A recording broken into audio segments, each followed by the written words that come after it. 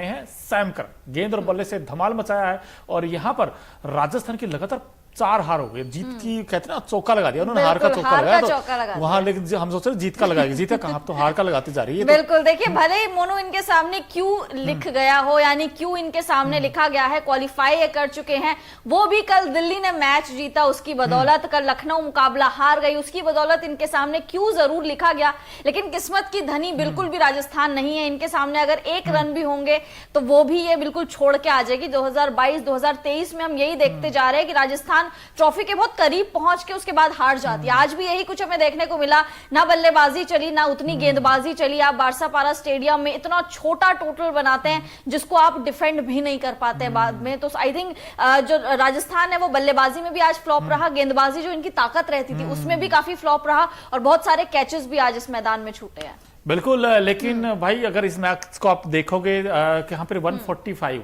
गुवाहाटी के मैदान पर 145 शायद विनिंग टोटल तो नहीं था, और फिर बाद में जिस तरीके से बैटिंग पंजाब ने की, भाई पंजाब का भी कहीं ना कहीं देखना पड़ेगा। पंजाब की बैटिंग तो जैसे टोला रामी रही, हम कहते हैं ना पंजाबी में, कहीं ना कहीं इनकी बैटिंग में वो दमखम दिखाई नहीं है। अगर आप आज भी देखें इस मैच में दोस्तों, जहां पर 145 चेज करते करते इनके प्रभसिमरन सिंह आते ही आउट हो गए, 6 रन बनाए उन्होंने। इसके अलावा जोनी बेस्टो जल्दी आउट हो गए और फिर रायली रोशन ने कुछ हद तक 13 में 22 बनाए, विकेट पर टिके रहे थे, लेकिन वो भी अपना विकेट फेंक गए।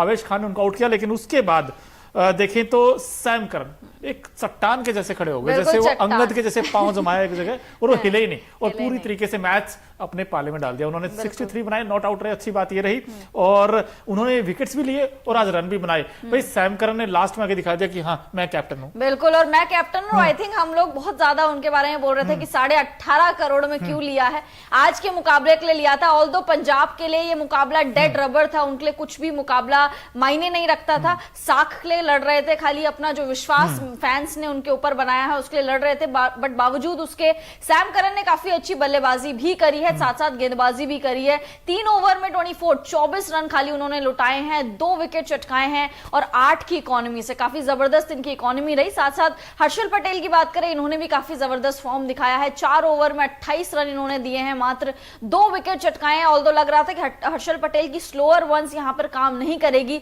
लेकिन ड्यू के बावजूद इनकी स्लोअर वन काम करी। उसके बाद जितेश शर्मा की बात करें, रन बॉल खेले हैं, 20 गेंदों का सामना इन्होंने करा, 22 रन इन्होंने बनाए।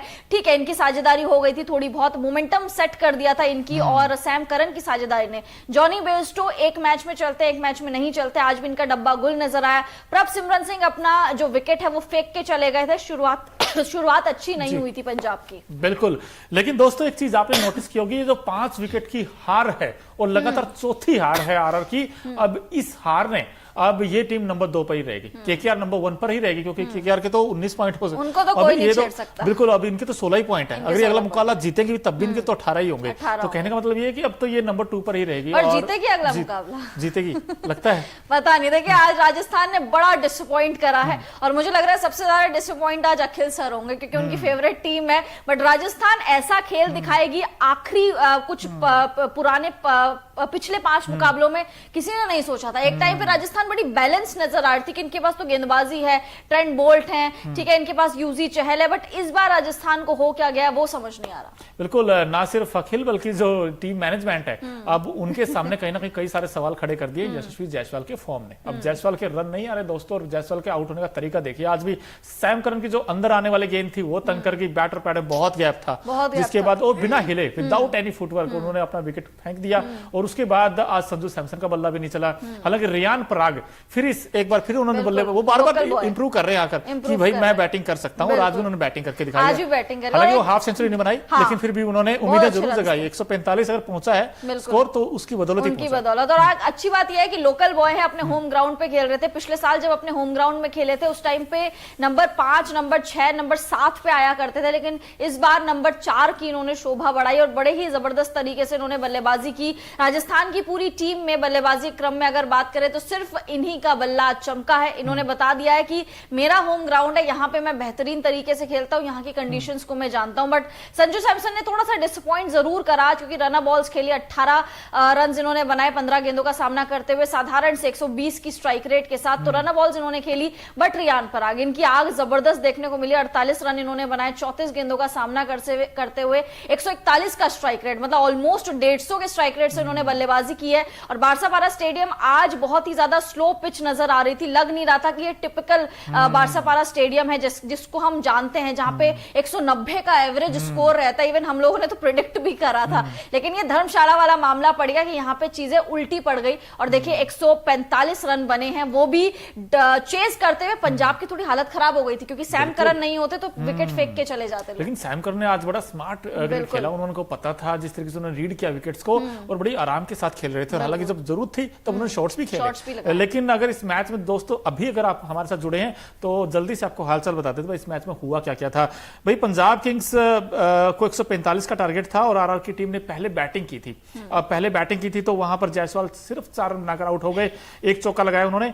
और उसके बाद कैडमोर जिनको मौका मिला था सिर्फ 18 बना सके 23 गेंदों पर। इसके अलावा सैमसन, अब कैप्टन से बड़ी उम्मीदें थी कि कैप्टन तो रन बनाएगा, लेकिन नहीं बना पाया। 18 बनाए सिर्फ 15 गेंदों पर। रियान पराग इस टीम के राइजिंग स्टार हैं, बार बार जैसे शशांक और आशुतोष करते हैं उनके लिए यहाँ पर रियान पराग ऐसा काम कर रहे हैं। अश्विन आज ऊपर प्रमोट किया और 28 रन बना के आउट हुए। वो उन्होंने अच्छी पारी खेली, नो डाउट। और कुल मिलाकर रोमन पॉवेल का बल्ला भी नहीं चला और ये टीम 144 बनाती है। अब 144 रन इस विकेट के ऊपर शायद उतने नहीं थे। और जिसके बाद फिर पंजाब की टीम की जब बैटिंग स्टार्ट हुई तो हमें भी लगा कि पंजाब भी फंस गया, क्योंकि पंजाब ने टॉप ऑर्डर ने बड़ा निराश किया, जहां पर प्रभसिमरन सिंह सिर्फ 6 बनाए, जॉनी बेस्टो ने 14 रन बनाए। और जॉनी बेस्टो का इस बैटिंग के साथ अगली बार तो नहीं खरीदेगी पंजाब की टीम, मुझे ऐसा लगता है, क्योंकि 22 में सिर्फ 14 रन है इनके। और रायली रॉसन ने 22 बनाए। सुशांत सिंह आज 0 पर आउट हो गए। और सैम करन और जितेश ने हालांकि 22 जरूर बनाए, लेकिन वो कॉन्फिडेंस तो नहीं दिखा था जितेश की पारी में।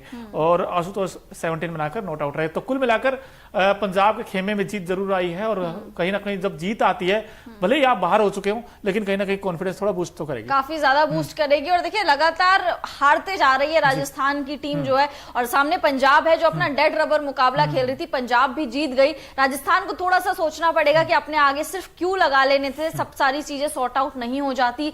आप लोग कहां पे लैग कर रहे हैं? क्या जॉस बटलर के जाने से आप 200 रन भी नहीं बना पाए इस विकेट पे? क्या जॉस बटलर की इतनी ज्यादा कमी खल रही है? क्योंकि जैसे हम टॉस के टाइम पे कह रहे थे कि बटलर का होना बहुत बड़ी चीज है राजस्थान के लिए। भले ही वो रन बनाए या ना बनाए, बट उनकी प्रेजेंस जो है वो बड़ा एक्स फैक्टर है। तो बटलर को कहीं ना कहीं मिस करा मोनू आज। अगर बटलर होते तो आई थिंक 160-170 तक ये मे भी पहुंच जाते, क्योंकि कैडमोर ने उतना परफॉर्म ही नहीं करा। ऑस्ट्रेलिया के अच्छे बल्लेबाज हैं, T20 क्रिकेट अच्छा खेलते हैं, और ऑस्ट्रेलियन सारे ही बल्लेबाज धाकड़ होते हैं, चाहे पॉन्टिंग अपने टाइम पे या फिर अभी ट्रेविस हेड हो गए, चाहे जैक फ्रेजर मैकगर्क हो गए। बट इनसे जो उम्मीद थी इन्होंने वो नहीं करके दिखाया। और 145 का टारगेट बहुत छोटा था आई थिंक इस मैदान में। बिल्कुल, आपने कहा उम्मीद पूरी नहीं की, लेकिन एक ऐसे खिलाड़ी जिन्होंने उम्मीद सबकी पूरी की है। आज बड़ी उम्मीदें थी इस खिलाड़ी से और आज उम्मीदों पे खड़े उतरे हैं।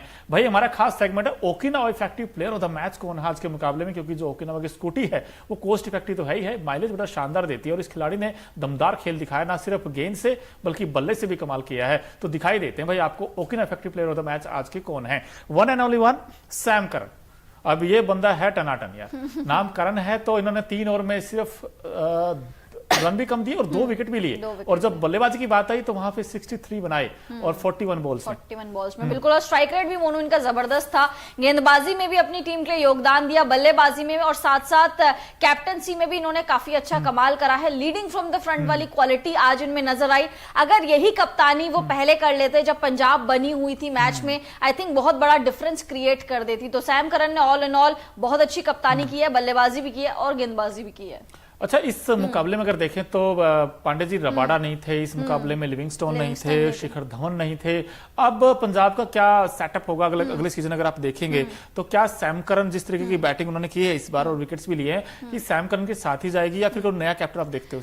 देखिए मुझे लगता है सैम करन के साथ में भी ना जाए, क्योंकि सैम करन को 18.5 करोड़ में लिया था। I don't think so 18.5 crore वो जस्टिफाई कर रहे हैं। ठीक है, मुकाबले वो जिता रहे हैं, लेकिन अपनी टीम को चैंपियन नहीं बना। एक ही जीता है जीत है, अपनी टीम को चैंपियन नहीं बना पा रहे हैं, और डेड रबर अगर आप मुकाबला जीत रहे हो तो उसमें कोई हो हल्ला नहीं होना चाहिए कि वाओ आपने क्या कर दिया। तो आई थिंक सैम करन को रिलीज कर देना चाहिए, मेगा ऑक्शन आ रहा है, और अगर इनको खरीदना भी है तो कम प्राइस में 18.5 करोड़ वेस्ट करना इन पे कोई सेंस नहीं है उस बात का। चलिए अब पंजाब के बाद अब बात करते हैं आरआर की, लेकिन उससे पहले भाई गुवाहाटी में मुकाबला था और वहां पे खूब सारे रंग हमें देखने को मिले। और दोस्तों अगर आपने कुछ मिस कर दिया हो तो उसकी गारंटी हम लेते हैं, क्योंकि हम आपको कुछ ऐसी झलकियां दिखाएंगे जो आप याद रखेंगे, और क्या खूबसूरत पिक्चर्स हैं। तो हमारा खास सेगमेंट है Okinawa colourful moment of the match. क्या क्या है आज के मुकाबले में। भाई गुवाहाटी का बारसपारा स्टेडियम बिल्कुल तैयार था दोनों टीमों के लिए। देख ही लेते हैं भाई ये भी कुछ खास झलकियां, क्योंकि जो ओकिनावा की स्कूटी है 7 से 8 कलर में आते हैं, आज तक रंग देखे वहां पर यहाँ पर पिंक सिटी कुछ ऐसा नजर आया। देखिए पिंक सिटी, पिंक समंदर हम बोलते हैं ना, येलो समंदर, आज पिंक समंदर देखने को मिला।